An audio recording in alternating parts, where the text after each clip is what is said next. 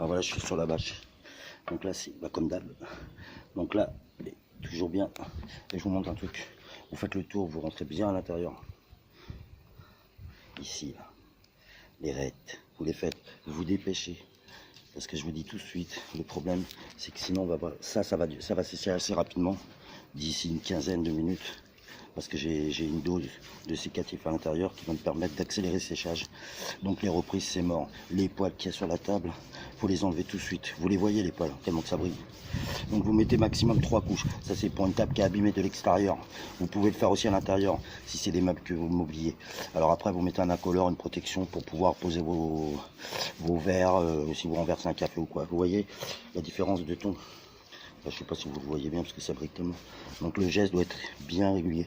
Vous partez ici, vous faites pas ça. Il faut rester toujours dans le sens des veinages du bois. C'est important. Donc moi j'accélère un peu parce que je fais pas de vidéo moi. Donc là, je vous explique, là je fais le centre. Donc sachant que je vais mettre 2 à 3 couches. Au lieu de 8 heures, je vais peut-être l'avoir en 6 heures avec sec. Donc je l'ai bien poncé, bien dépousté, je l'ai nettoyé tout. Donc c'était une table qui a pris. Donc elle n'a pas été attaquée par des champignons, ce que vous voulez. Il n'y a pas de... Ça va le bois. Il a juste besoin d'être nourri. Normalement on met juste de l'huile de lin, mais là j'ai trop des zones blanches. Des zones blanchâtres. Donc après voilà, percer sa valeur. Il n'y a plus de charme.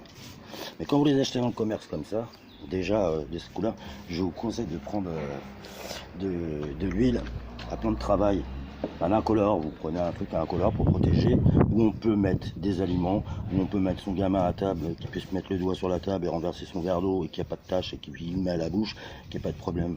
Donc quand même, c'est bien de demander aux vendeurs ou à des professionnels avant de faire quoi que ce soit, avant de faire des études, de regarder sur des tutoriels, demander à des gens qui connaissent.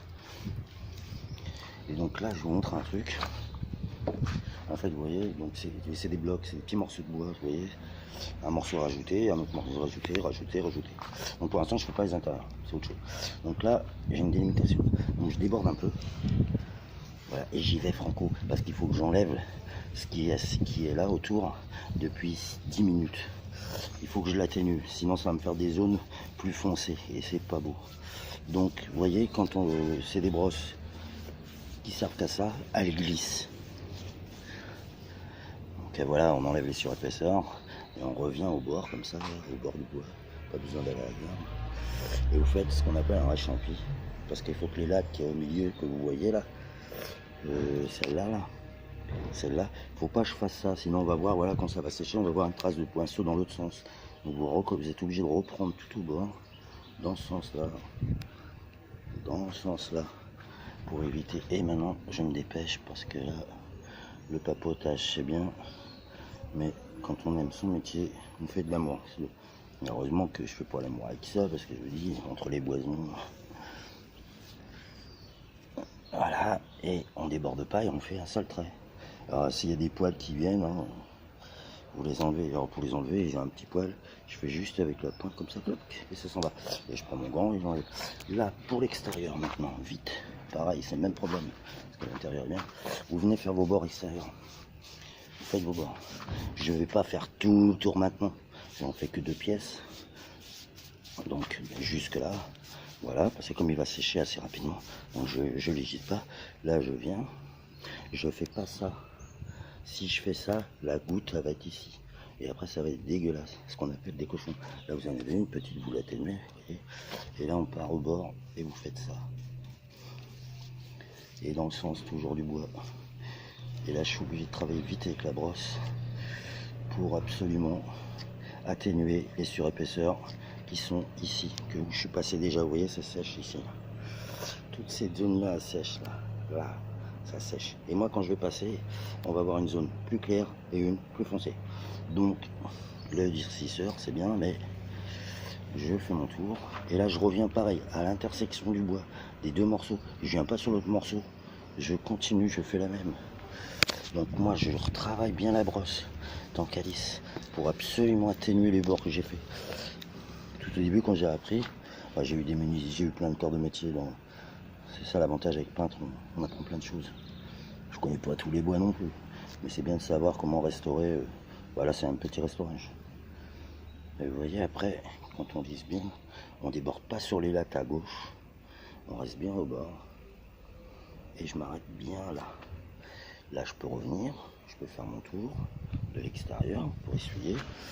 C'est pas la peine de revenir dessus. Si vous revenez dessus, ça va commencer à coller, à tirer, ça va arracher mes poils et ça va me faire un travail de cochon, ce qu'on appelle dégorer dans le coin. Donc là, c'est pareil, quand je reviens au bord, je m'arrête à l'intersection. Je charge quand il y a des trous comme ça, je charge avec la brosse là. Là, je charge avec la brosse là, quand il y a des petits trous. On regarde, on peut se mettre à 4 pattes, on est sur une bâche.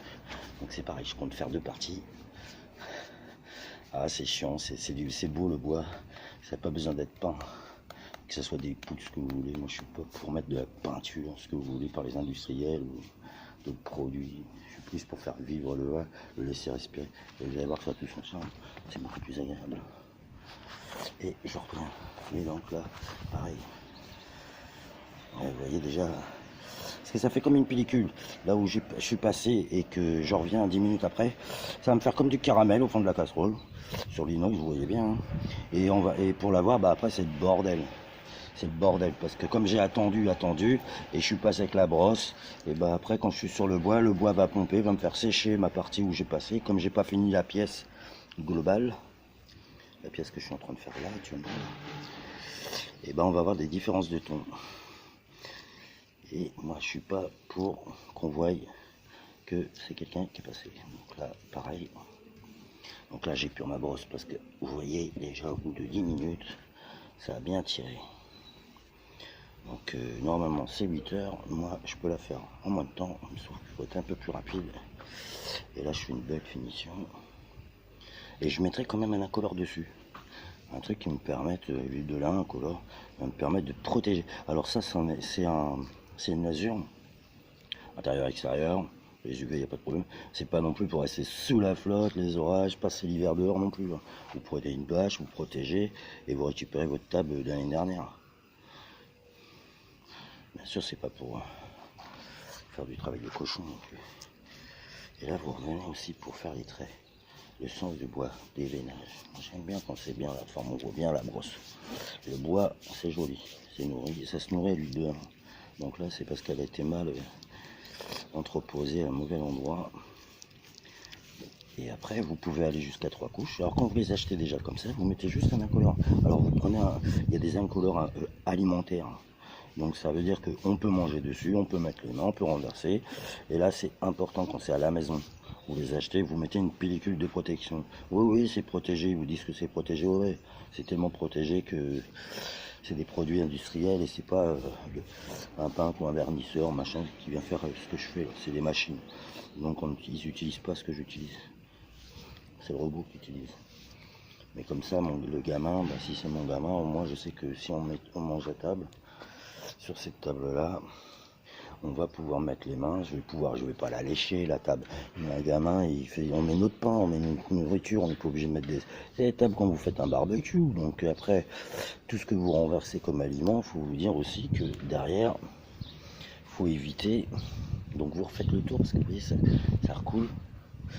Donc je vais éviter. Déjà là c'est sec là. Alors donc ça veut dire que si je remets après ça va recoller, donc je vais attendre quand même parce qu'il y a quand même à respecter le délai de séchage. Voilà, là je fais le tour pour vérifier si j'ai des couleurs. Et là c'est ce que je vois d'ici. Et après bah oui, je passe sous la table pour vérifier si mes lattes au-dessus là. Donc je vais vous montrer les lattes. Si là ça coule. Donc là il n'y a pas lieu. Parce qu'après ça fait comme de la résine, des choses, et ça fait des... Je vous dis pas, donc j'en ai quelques-unes. Donc faut pas hésiter d'aller sous la table, d'éviter de vous mettre au-dessus de la tâche. Donc là il y a une tâche qui est ici, donc je ne me mets pas dessous, je fais juste ça, je fais un passage comme ça, dans le sens du bois, là aussi, comme ça coupe pas sur ma bâche, et moi j'enlève les gouttes. Donc ça s'appelle travail professionnel. Voilà. Et donc, bah ouais, on est obligé de faire tout le tour de la table dans des positions. Ça me fait penser au plombier quand il est sous l'évier, mais bon, il se fait plus chier que moi parce que pour faire ses soudures, donc partout, hein, si vous voyez des gouttes, vous voyez bien, vous avez des lunettes de protection, un masque, vous êtes à l'extérieur. Et vous n'hésitez pas à vous coucher sur une bâche propre que vous avez balayée. Je vais virer mon pot parce que j'en suis traversé. C'est toute une organisation, hein, on voit pas tous les détails. Là il y a une goutte. Là. Donc là ça va durcir et je vous raconte pas quand ça durcit. Un bon petit morceau d'un centimètre, comme une goutte de caramel. Et puis moi aussi, je vais mettre une protection quand même dessous. Pour l'instant j'ai fait le dessus parce que j'en ai besoin urgent. Et je veux pas. Donc les règles là où on fait où il y a les glissières là, c'est pas la peine de charger comme un carré. Hein. Faut être juste un petit truc comme ça. Bah, bien sûr, il faut pas qu'il y ait de la poussière. Hein. Et voilà. Voilà, résultat. Je mets ma brosse à l'abri dans le pot, sur ma bâche. Et maintenant, j'améliore mon travail pour pouvoir déjeuner d'ici 8 heures sur la table du jardin. Et entre ce qu'il y avait en bas, bah, de toute façon, les tables, vous voyez. Donc après, il faut repasser quand même un petit coup de papier zéro dessus, dépousser, toujours de ponçage, pas circulaire dans le sens du bois, léger, donc c'est du zéro. Et puis après, vous remettez une autre couche par-dessus. Vous n'êtes pas, il y en a qui sont à l'eau, ils sont aussi bons. Hein. Bon, moi, c'est un truc pro un peu plus louche. Mais à l'eau, je sais pas, je préfère la marque. Hein. Vous avez du V33, il y a des produits excellents au niveau des bois ou de peinture ou ce que vous voulez. Mais là, c'est bien pour ça. Donc, quand vous les achetez comme ça, vous mettez une petite pellicule d'huile de lin extérieure pour nourrir le bois. Et là, vous n'avez pas spécialement besoin de poncer, vous passez votre main, juste un petit coup, vite fait. Et voilà, on va pouvoir déjeuner.